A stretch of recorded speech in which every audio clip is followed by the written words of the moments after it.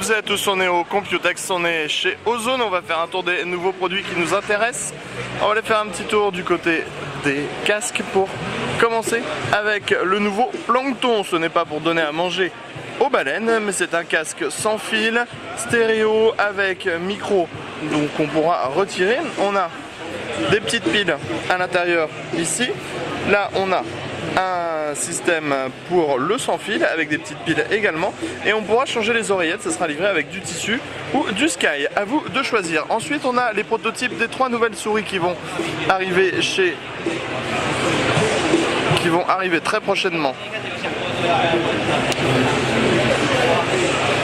chez Ozone. On est un petit peu perdu avec le zoom, nouveau zoom d'ailleurs, acheté justement à Taïwan. On a la Argon, donc on est sur du 8800 dpi, 128 KO de mémoire, 9 boutons programmables. On a également la Helium, donc là aussi on est sur du 8200 dpi.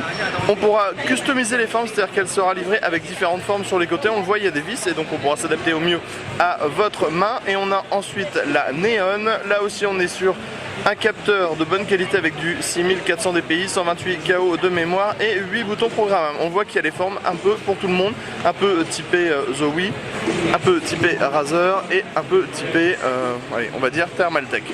Ensuite on a le Honda, le tout nouveau Honda qui sort dans une version 7.1 qui sera compatible PC et toutes les versions. On continue.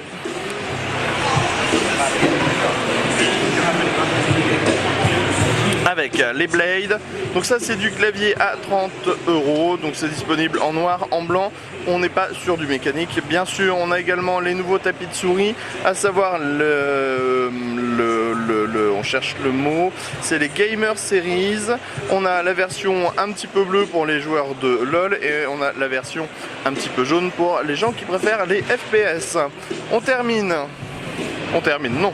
termine pas. Nouvelle version de la Xenon qui passe en version pro. Vous voyez, on a le rétroéclairage à l'arrière de la souris.